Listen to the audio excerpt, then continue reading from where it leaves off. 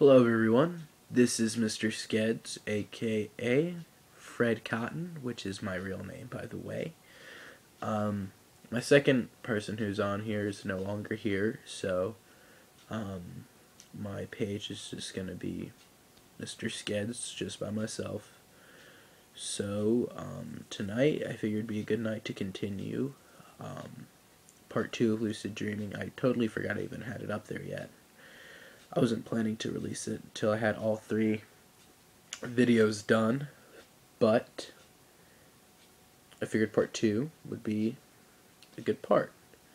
So where I left you off on part 1 was really how to get into the frame of mind for lucid dreaming. And part 2 is about once you're in there, what you do, how you see it, what things to recognize, and so once you start lucid dreaming, once after you've gone through sleep paralysis and you have the hypnagogic hallucinations, then your brain kind of gets fuzzy and it just stops. Your brain doesn't actually stop, but it produces lower waves, which I believe are theta waves. Don't quote me. But once you start falling asleep, what you do is your body will start, your mind will start going into a dream. And, you know, there's not really one sound way to be like, when I fall asleep, I'm going to automatically recognize I'm in a dream. It won't happen. You can't do it. I mean, there might be people that can, but most people can't just instantly snap into, I'm going to start dreaming by myself and making my dream. So what it is, you know, you'll start off in somewhere, basically. Let's say, I'll use an example. One day in my dream I was at school, and me and my friend were on the bus. And we were riding the bus, and then I remember something weird happened, and there was like an alligator or something on the roof. And I was like, how's there an alligator on the roof? And then I thought to myself, well, wait a second, that doesn't seem right at all. So then that's when it started clicking. I'm like, okay, there's an alligator on the roof of the bus. So, therefore, I must be dreaming. So then I was like, okay. And then for me, when I lucid dream, I kind of use my hands and whatnot, kind of like a computer. So I was just like, pause, and everything stopped. But the signs you have to recognize are when you first go in, you'll be dreaming, whether it's a good dream or a bad dream. You have to recognize signs, and when you first start lucid dreaming, it's very hard to recognize signs, because a lot of the times you won't remember your dreams. And so when you go into this dream world, you have to remember, you kind of have to keep that conscious state with you about it. And then from there, that's when you start realizing and picking up signs like, okay, there's an alligator on the roof, the bus's wheels are made of squares, or there seems to be a boat in the sky, for example. Those don't happen in real life. Sorry. I mean, there could be an alligator on somebody's roof. I mean, there could be a boat in the sky, but as of right now, I don't see a boat in the sky or an alligator on my roof. So, or square wheels on my bus. So, anywho, once you start picking up signs, it'll take a while, maybe a week or two, I mean, maybe 4 weeks, 3 weeks, months, years. It all depends on a lot of things. I mean, for me personally, it wasn't that long when I started picking up on things.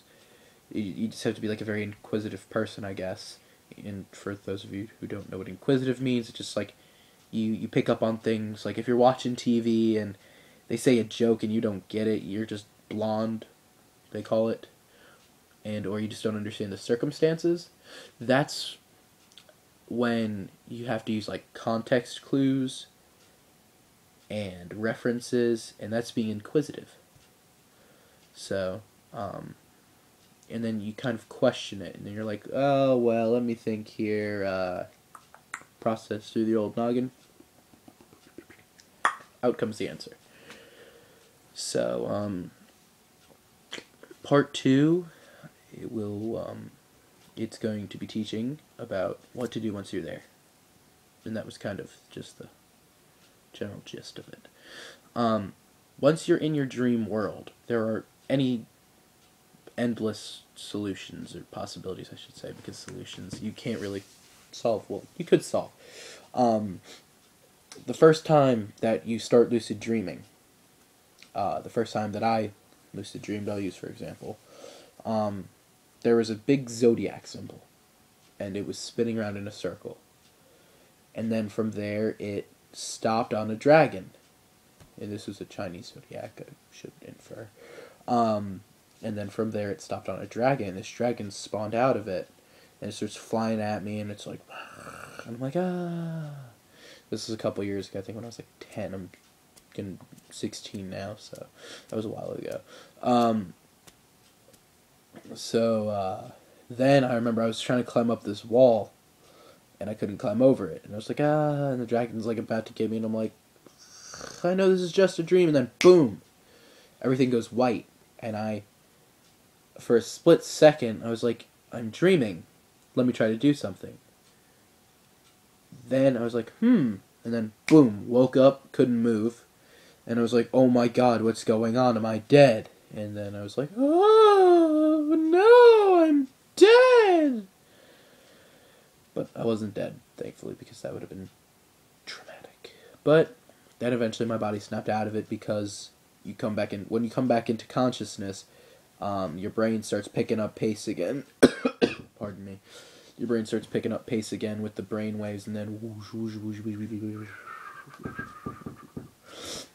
And everything starts up again. Kind of like a computer, almost. Like when you turn a computer off, like you could type stuff in the keyboard and it won't show up because your computer's off.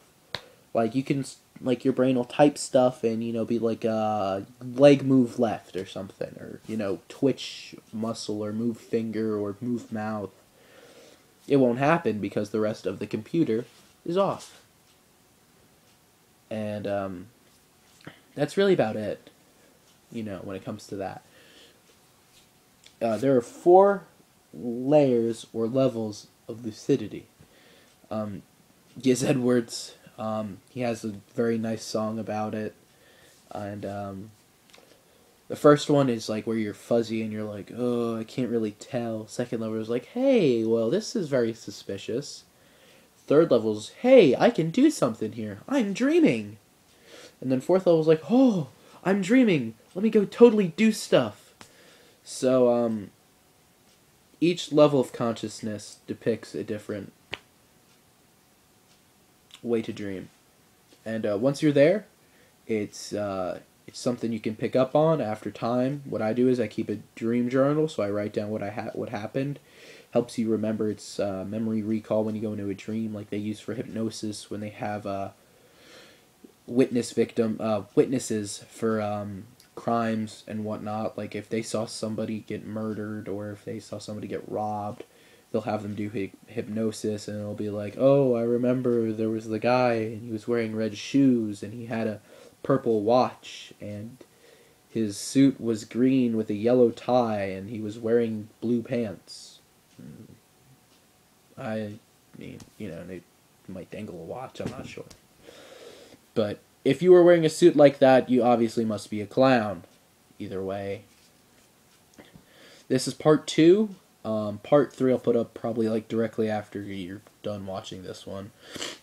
And I'll be doing some other videos upon meditation, OBEs, out-of-body experiences. And I'm thinking that's about it. I'm going to be coming up with another channel soon because I'm going to start putting some of my animations up probably within the year or within next year.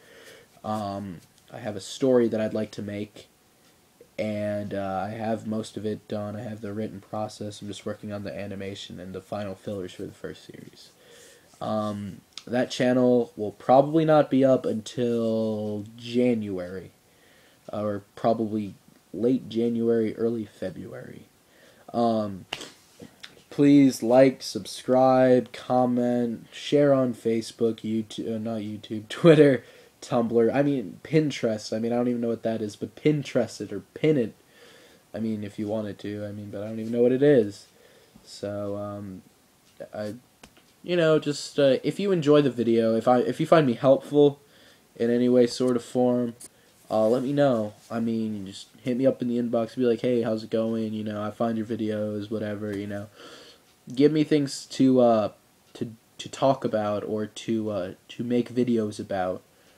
I love taking requests. I took a request a while back for somebody wanted me to do one of the Skyrim videos about smithing. I mean, it was terrible quality because I am on an iPod, but let me know, and that'd be great. If there's anything you want to ask, let me know. My real name, you could probably find me on Facebook if you wanted to, but I'll give that out through a message because I'd rather not do it over YouTube. But my real name is Fred Cotton. This is just my YouTube account. Mr. Skeds was a combination between me and my friend Skylar's name, so we changed it to Mr. Skeds.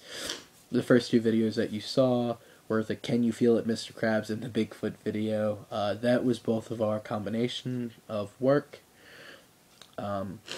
Back in, I want to say, 2010, summer 2010, and, he's no longer with me anymore. I mean, he's alive. I moved a while ago, and so I can't do any videos with. I moved like 10 states away. I'm like 12 hours away.